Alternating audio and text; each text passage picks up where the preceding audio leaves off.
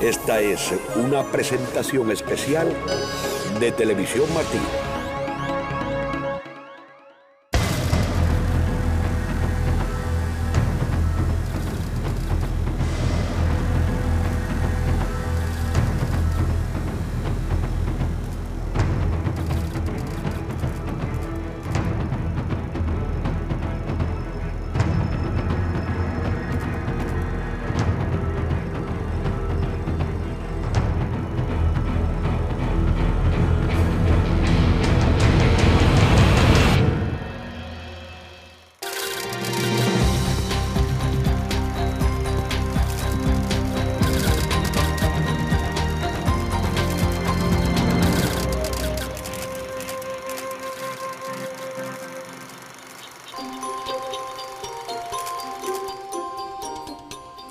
Marta Beatriz Roque Cabello, muchas gracias por acompañarnos hoy. Para mí es un gusto poder estar contigo porque eres una persona vista en Cuba, aunque quieran decir lo contrario. Cualquiera que diga tu nombre sabe perfectamente quién tú eres. Pues para mí es un honor saber eso que me dice y por supuesto entrevistarla. La conozco desde hace tantos años a distancia y finalmente nos hemos conocido en estos días personalmente. Usted lleva casi 30 años dentro de la oposición pacífica en Cuba. Tiene una trayectoria increíble de la cual vamos a hablar durante este espacio, pero quisiera empezar con lo que está haciendo ahora mismo. Usted dirige la Red Cubana de Comunicadores Comunitarios. Específicamente, ¿en qué consiste? Mira, después de un poco dar vueltas por aquí, dar vueltas para allá, buscando la forma de llegar a la democracia en Cuba, bueno, pues decidimos que lo mejor que podíamos hacer era vincularnos con el pueblo. Y de ello surgió la Red Cubana de Comunicadores Comunitarios con una persona que desafortunadamente ya falleció, que es Arnaldo Ramos Lauzurique, del Grupo de los 75. Nosotros fundamos la red también con Vladimiro Roca Antúnez y ya llevamos trabajando en ella 10 años. Este grupo de comunicadores, que no nos hacemos llamar periodistas, sino comunicadores, tenemos la tarea de mostrar al mundo e incluso al propio pueblo de Cuba lo que sucede dentro de la isla, la realidad en la isla, desde el punto de vista de la historia de personas hasta el punto de vista social, cosas que suceden en toda la sociedad. Y la difundimos en internet, muchas veces la publican algunos blogs relacionados con Cuba y entonces las personas leyéndonos se pueden hacer una idea de lo que realmente sucede en el país. La información es el cuarto poder. ¿Qué me puede decir al respecto, en Cuba específicamente? Sí, la información libre es algo que nos ayudaría muchísimo dentro de Cuba, porque, como dicen algunas personas, el cubano tiene el cerebro lavado, porque... El monopolio de las comunicaciones. Correcto, por el Estado. Correcto, todo es del Estado, la radio, la televisión, la prensa, todo es del Estado. Y entonces esto hace que no haya acceso a una real información. A veces uno habla con personas, te puedo poner un ejemplo muy reciente. Cuando el dictador falleció, hubo un momento en que la televisión dijo, está con las cenizas la esposa del dictador. O sea, obviamente no le dijeron señor, dictador, claro, que por definición lo es. Claro, nada más que decir su nombre ya se puede traducir a dictador. No, y se puede buscar también, me gusta siempre resaltar que en el diccionario se puede buscar la definición de dictador y él cumple todas las características. Sí. Igual que el régimen que existe en Cuba desde hace 58 años. Correcto. Pues cuando enfocaron a esta señora con sus 5 hijos, bueno, mucha gente se quedó asombrada, porque la mayoría de las personas ignoraba que Fidel Castro tuviera con esa mujer 5 hijos, aunque algunas veces decían, no, el hijo de Fidel Castro, pero todo el mundo se enfocaba en Fidelito. Nadie, por nada del mundo, se podía imaginar que tenía esos hijos hombres, universitarios, muchos de ellos, porque es algo que ha estado escondido durante toda la vida para el pueblo de Cuba. O sea que ahí tienes una idea de cómo no se le brinda información al pueblo. ¿Cómo distribuyen específicamente ustedes la información? Bueno, nosotros tenemos algunos lugares en internet que son los que hacen, los que tienen puesto un pedacito para lo que la red informa, como por ejemplo Primavera Digital, sacamos algunas informaciones en Cubanet, y esto, bueno, pues nos brinda la posibilidad de que otros blogs también la tomen, independientemente de que yo tengo un gran número de personas a las que le envío directamente la información. Pueden ver que me arañaron aquí en el brazo y también en este dedo que lo tengo inflamado. ¿Por qué decide iniciarse en la oposición? ¿Qué es lo que finalmente colmó su paciencia, ¿no? Para darse cuenta de que como economista aquel sistema no funciona? Sí, mira, yo era profesora de la universidad, de la asignatura Estadística Matemática en la Facultad de Economía. Cuando muere Arnaldo Ochoa fusilado, como es natural, ¿no? Yo tengo un encuentro con la dirección de la facultad porque en una clase hicimos una especie de curva normal para ver los que estaban de acuerdo con que fusilaran a Ochoa y los que no. Cuando hicimos la recopilación estadística, la mayoría del aula estaba en desacuerdo con el fusilamiento. Solo 3 personas estuvieron de acuerdo. Bueno, al día siguiente no tengo que contarte que ya no era más profesora de la Universidad de La Habana. Y esto fue para mí un choque muy grande, porque independientemente de que todas aquellas personas que empiezan a disentir, de pronto no se hacen disidentes, sino que es un proceso en el que comienzas a asimilar toda la mentira que te han dicho, todas las promesas incumplidas, y entonces es que llegas a ese proceso.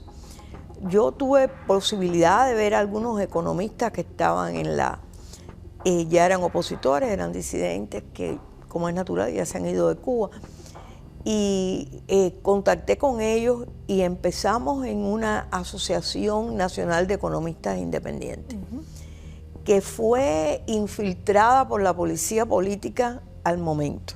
O sea, no pasaron 6 meses que ya estábamos infiltrados por la policía política, y entonces decidimos dejar de ser una asociación para convertirnos en un instituto, de forma tal de que pudiéramos escoger las personas que podían entrar en la organización. Todo esto fue vinculándome. En aquellos momentos habían organizaciones especializadas en distintas materias, como los abogados, que atendía a René Gómez Manzano, la doctora Hilda Molina Morejón atendía a los médicos, y bueno, había una serie de especialidades profesionales que estaban dentro de la oposición. Y comenzamos con este camino de analizar la profesionalidad.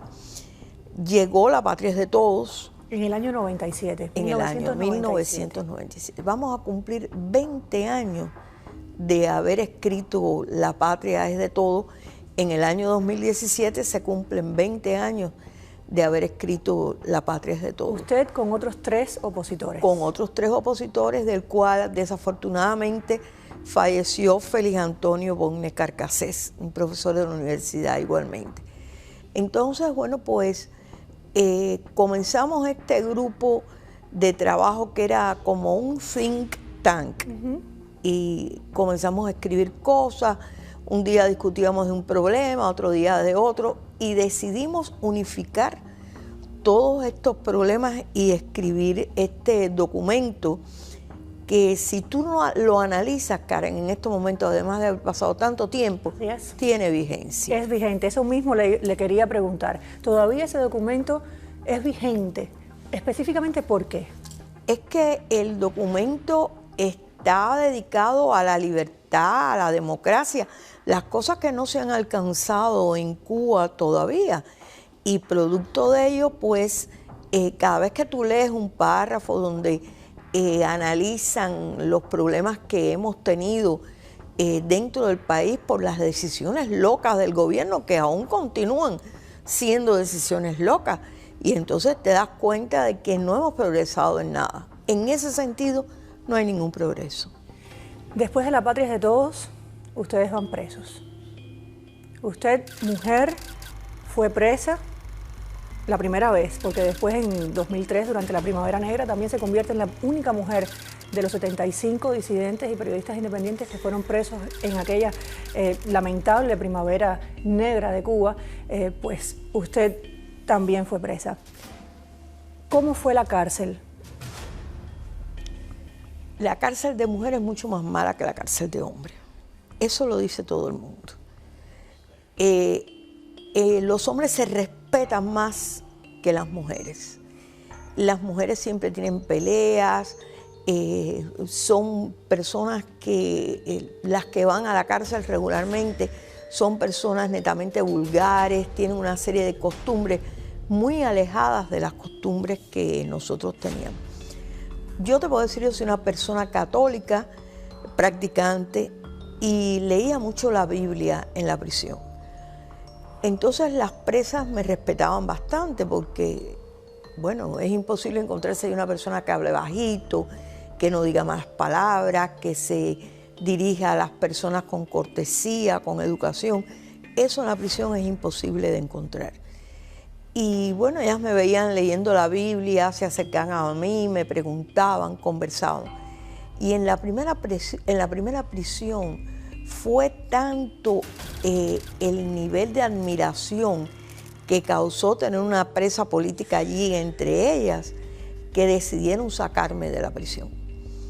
Y me llevaron hacia una casa de contacto de la seguridad del Estado, que estaba bastante cerca de la prisión, ahí en un pueblecito que se llama El Guatao, y estaba bastante cerca de la prisión, pero en esa casa estaba yo sola, con un grupo que cambiaban constantemente, un grupo de oficiales de la seguridad del Estado que tenían un autopatrulla. O sea, en el autopatrulla era donde me trasladaban si me tenían que trasladar. Y lo que tenía detrás en el maletero, ese autopatrulla que pude yo ver en una ocasión, era como si fueran a cazar a Bin Laden. Una cantidad de armas largas, de pistolas, granadas, de todo, de todo. Era un carro tremendamente armado, ¿no? Y yo preguntaba, bueno, pero ¿cómo es posible en una persona indefensa totalmente? Porque para estar en un lugar como ese, una casa donde, claro, yo caminaba por toda la casa, ¿cómo es posible que sea necesario tener a esta persona con este armamento? Ahora yo quiero, tocando el tema de los médicos, porque tanto se habla de Cuba como gran potencia médica, eso es lo que ha vendido el régimen ante el mundo, y conociendo los que conocen de cerca el régimen, bueno, pues creen que cualquier cosa es posible, pero el mundo se sorprendería de saber que hasta los médicos, no todos por supuesto que no, pero hay médicos que se prestan para mentir incluso dentro de su labor como médicos, como galenos, para beneficiar de alguna manera al régimen castrista. Exactamente.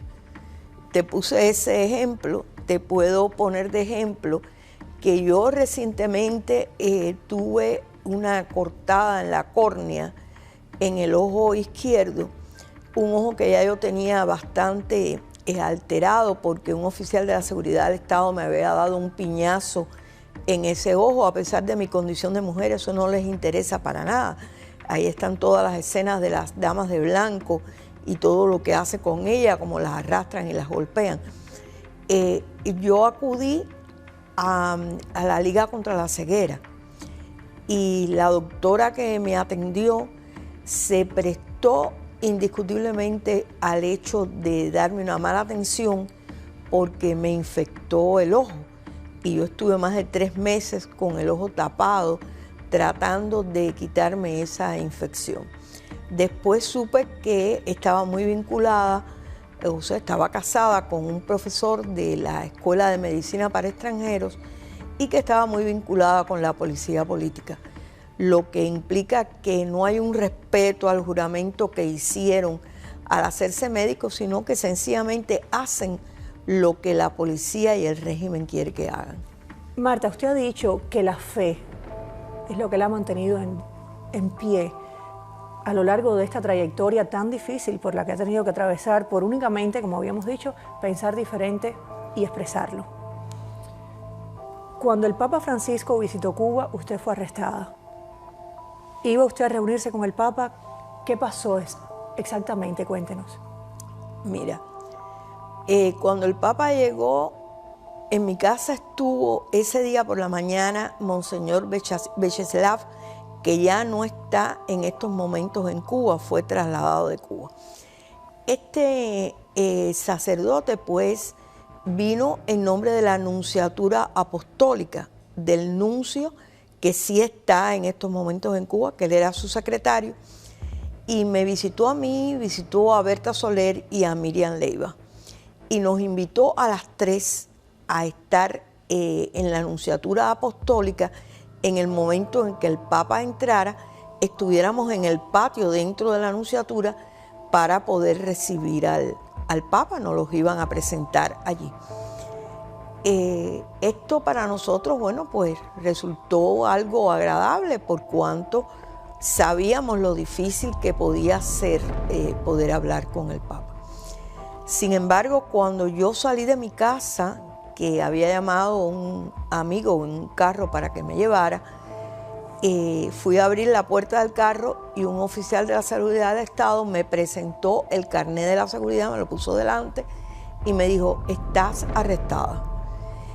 Otro oficial que venía por detrás me quitó la cartera y me montaron en una perseguidora, o sea, en una patrulla de la Policía Nacional Revolucionaria, como si fuera una vulgar delincuente. Esto sucedió y llamamos después cuando nos liberaron. Estuvimos más de 5 horas presa a las 3. Te estoy hablando de mi historia, pero esto se repitió con Berta Soler y con Miriam Leiva. Cuando nos llamaron para decirnos que por qué no habíamos estado allí, bueno, pues contamos toda esta situación. ¿Quién la llamó? El propio Monseñor Vyacheslav. Con posterioridad, una monja de la Nunciatura nos pidió en nombre del nuncio que estuviéramos en la iglesia de la catedral, donde se iba a celebrar una misa con todos los sacerdotes, las monjas, etc. Y nos estaban invitando para que fuéramos allí a la iglesia de la catedral. Ahí me dejaron salir de mi casa, fuimos invitados solo Miriam Leiva y yo. Me dejaron salir de la casa, cogí un taxi, fui hasta la catedral y cuando me iba a bajar del taxi, al taxi lo bloquearon los carros de la seguridad del Estado y me abrieron la puerta y una mujer de la seguridad me aló bruscamente para sacarme del carro. Yo le dije, bueno, no tienes necesidad, si sencillamente como decirme que estoy arrestado, yo me voy a bajar, déjame pagarle al chofer, etcétera. Bueno, pues tampoco nos dejaron ir. Un señor que dijo ser el coronel Chávez, que me fue a ver allí a la unidad de la policía donde nos llevan, porque sabes que ellos utilizan las unidades de la policía para tenernos allí arrestados. Este señor que se hizo llamar el coronel Chávez me dijo que me iba a dejar ir para la casa al cabo de las 3 horas, pero que en ningún momento podía salir de la casa. Y yo le dije, bueno, yo estoy invitada a ir allí. Yo no estoy yendo por mi gusto, estoy yendo porque me invitaron. Ustedes oyen todas mis conversaciones por teléfono y ustedes saben perfectamente que yo estoy invitada. Y me dijo, sí, usted está invitada, pero no tiene credencial. Y como no tiene credencial, no la vamos a dejar entrar. ¿Dijo algo el Papa? No, en mi conocimiento no dijo nada, pero peor que eso es el hecho de que la Nunciatura en ningún momento nos llamó para pedirnos una disculpa, porque cuando Monseñor Vyacheslav estuvo en mi casa, él me dijo que ellos habían coordinado con la policía política la posibilidad de que nosotros fuéramos a estas actividades. Quiere eso decir que ellos sabían perfectamente que podía suceder esto. Estamos pariendo una nueva estoy protestando porque no tengo azúcar, no tengo harina pan, no tengo aceite. Estoy trabajando una vez a la semana. Necesito protestar. Vengo por los 3 colectivos que tengo dentro de mi casa. El hambre, salud y la falta de dinero.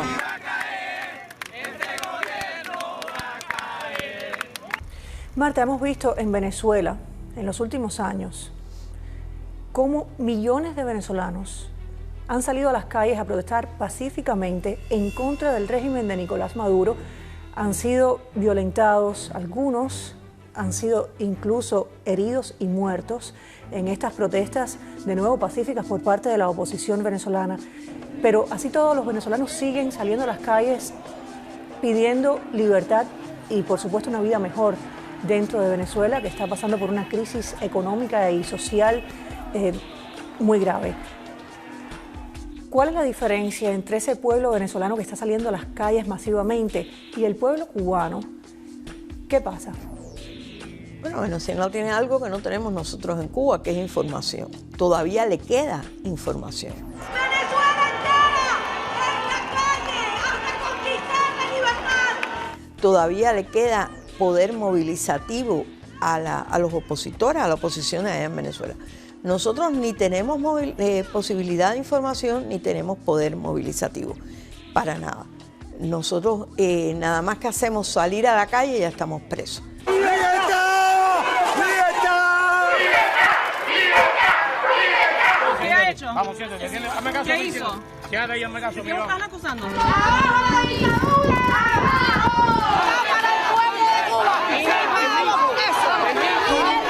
¡Vivan los derechos humanos! ¡Todos! ¡Sin excepción de ninguno! Pero yo sí te puedo asegurar que en el momento en que el pueblo de Cuba lo decida, no ya los opositores, que somos los que hemos estado saliendo a la calle, que hemos tenido algunas malas coordinaciones, porque, por ejemplo, el hecho de que un opositor salga a la calle y grite abajo Fidel, abajo Raúl, le quita muchísimas posibilidades con el pueblo, porque el pueblo lo que dice, están locos. Y no hemos usado las tácticas de lo que al pueblo le interesa. El pueblo no tiene transporte, no tiene vivienda, no tiene comida, tiene problemas en las escuelas con los niños. O sea, estos problemas sociales son precisamente los problemas que debimos haber tocado en un momento determinado. ¿Y hay tiempo todavía? Yo creo que sí, pienso que el día que el pueblo de Cuba salga a las calles, es tanto lo que tiene adentro, es tanto la forma de hostigamiento por la que ha pasado durante todos estos años, que no vamos a estar tanto tiempo como los venezolanos. Vamos a resolver el problema de la libertad de Cuba en las calles mucho antes que lo han resuelto los venezolanos. ¿A usted le han propuesto irse de Cuba y vivir en otro país a lo largo de estos años? Usted siempre ha dicho que no. ¿Por qué? Mira, porque desde el momento en que yo inicié en mi vida la lucha por la democracia y la libertad, bueno, la inicié para estar allí en Cuba en el momento en que se presente esta libertad y esta democracia. Yo respeto a todo el que se va, porque sencillamente es muy duro estar en Cuba y para un disidente mucho más. O sea que el hecho de que tantos cubanos quieran salir del país te da una idea de lo duro que es vivir en el país.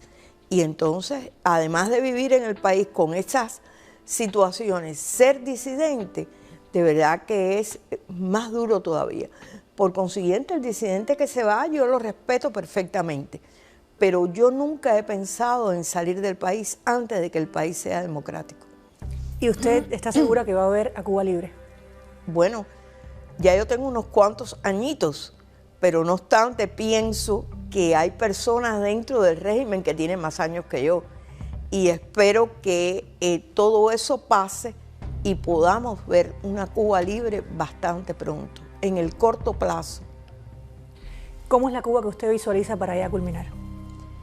Mira, yo visualizo una Cuba en que haya unificación de la nación cubana, que está dividida entre tantos países del mundo, en que la gente pueda, no pensemos que venir a Cuba a vivir, a lo mejor se quedan a vivir en otro país, pero bueno, vengan a Cuba a ayudar en la economía cubana, a poner negocios, a desarrollar el país, porque el país está estancado totalmente desde muchos puntos de vista, incluso desde el punto de vista social, que es algo tan importante.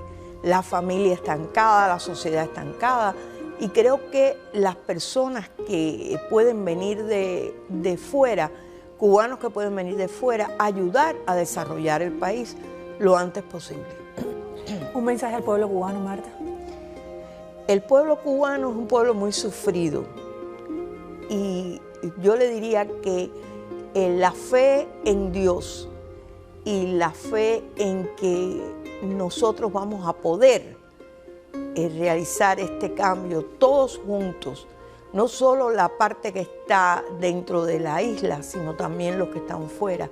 Todos juntos vamos a poder ver este cambio y poder ver renacer un país tan lindo, un país que ha sido el amor de muchas personas durante tanto tiempo y que ahora en estos momentos es sencillamente como cenizas y lo vamos a ver renacer de sus propias cenizas. Muchas gracias, Marta Beatriz Roque. De nuevo, ha sido un placer conocerla personalmente. Ya la conocía de muchos años, pero ahora personalmente, y ha sido un placer entrevistarla. Para mí un placer haber estado contigo y sobre todo en esta emisora Radio y TV Martí. Gracias.